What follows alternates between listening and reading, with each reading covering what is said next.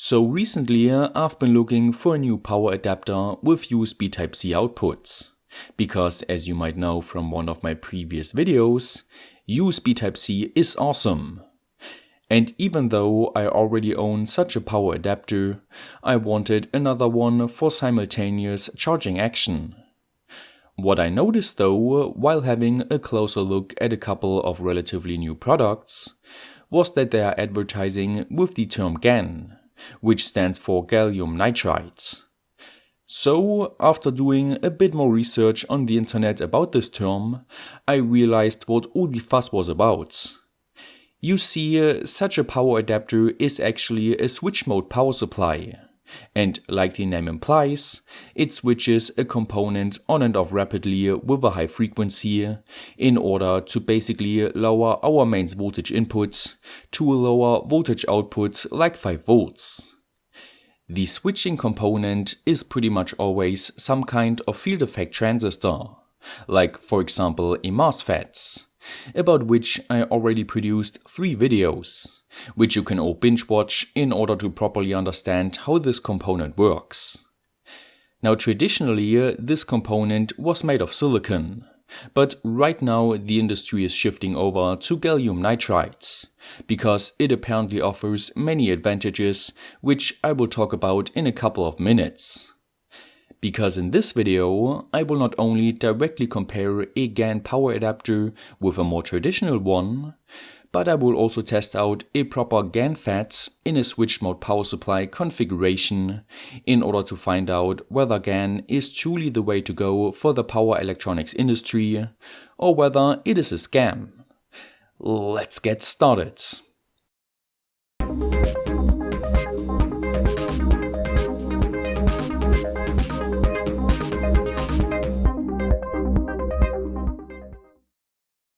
This video is sponsored by Keysight University Live. Sign up now for your chance to win some pro-grade test gear. Keysight is giving away over 100 pieces of gear, including oscilloscopes, RF and bench equipment. This online event isn't just giveaways either. Sign up to unlock engineering tips and tricks and access interviews with industry experts. The event has already kicked off, but it's not too late. Click the link in the description for your chance to win, and subscribe to the Keysight Labs YouTube channel to join the festivities. First off, let me tell you that I went with this cooler GaN power adapter that can output 65 watts, which I will compare to my more traditional power adapter that can output 56.5 watts. So the big question for comparison is, what is most important to consumers when it comes to simply using such power adapters? And my answer is the efficiency, which basically describes the relation between how much power the supply outputs and how much power it requires on the inputs. Of course, with a high efficiency you can save money when it comes to your electricity bill, which is why I think consumers might be interested in that. To measure the input power, I can use my energy multimeter, which measures and then calculates the real power inputs without any problems.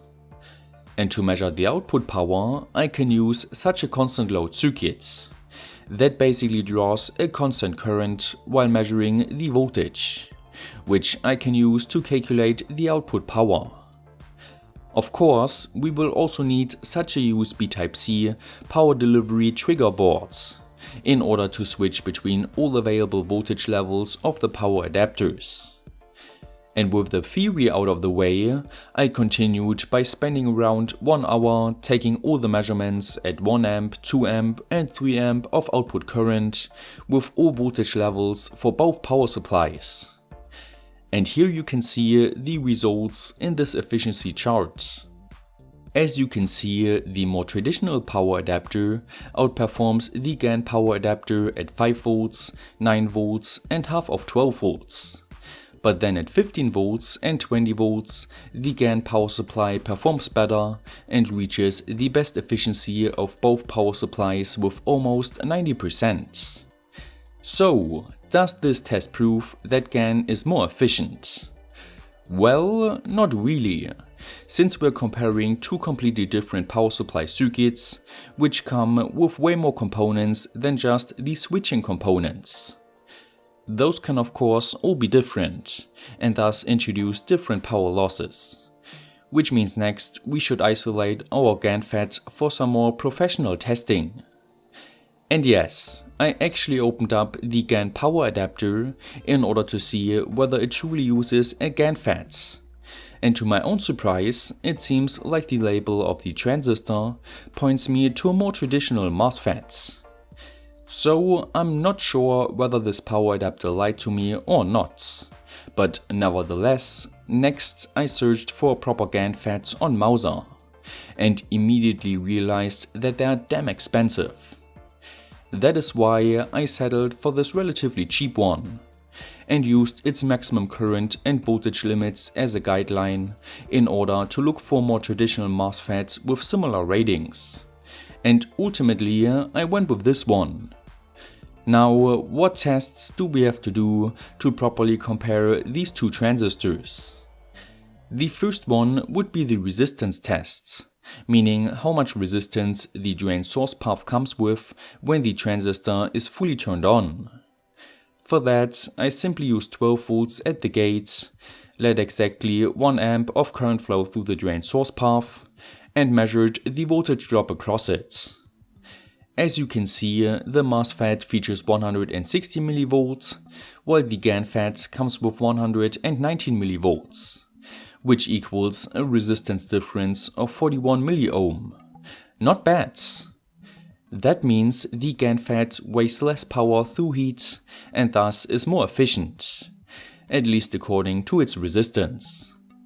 Because when it comes to power losses, then it is also very important how fast a transistor can switch on and off, meaning how fast its drain source voltage can go down to almost zero, and how fast it can go up to the supply voltage. To find that out, I came up with the simple test circuit, which basically uses a function generator to create a square wave with variable frequency, a gate drive transformer to drive the gates, and the transistor itself with a 16 ohm load that will draw a current of roughly 356 milliamps at 12 volts. And if you're wondering, I also had to add an RC snubber to the transistors in order to decrease voltage peaks for the GaN FET to a value of 17 volts, which would otherwise have reached values of around 117 volts.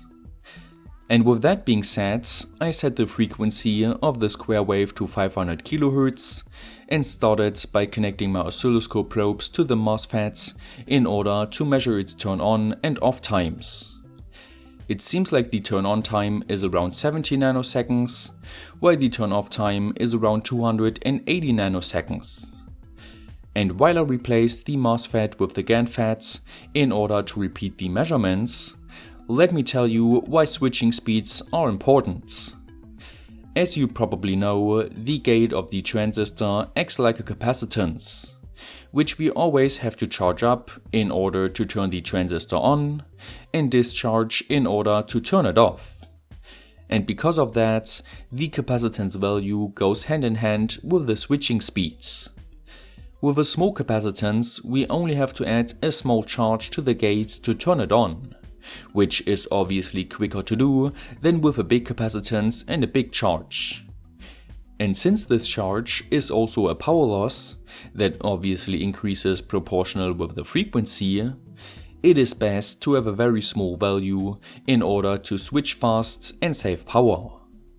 And if we have a look in the datasheet of both transistors, then we can see that the GaN FET total gate charge is almost 5 times lower than the MOSFET one. So it is no wonder that while measuring the turn on and off times of the GaN FETs, that they turned out quite a bit shorter. So far that means that the GaN FET switches faster and features a lower resistance, which both means it wastes less power than the MOSFETs. But just to be on the safe side and prove my point, I built up this basic buck converter circuit, which takes a 12 volt input voltage and converts it down to 5 volts. Now, with the MOSFET being used, while outputting 5 volts and 1 amp on the output, the input power was around 6.67 watts, which equals an efficiency of around 75%.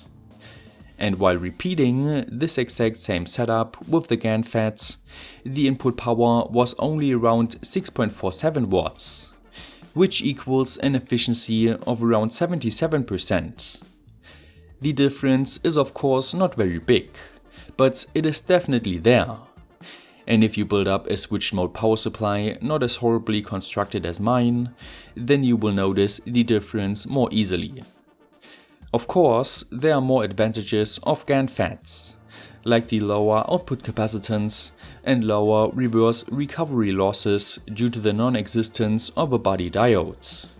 But if you want to learn more about that, I highly recommend checking out some more professional articles about the subject.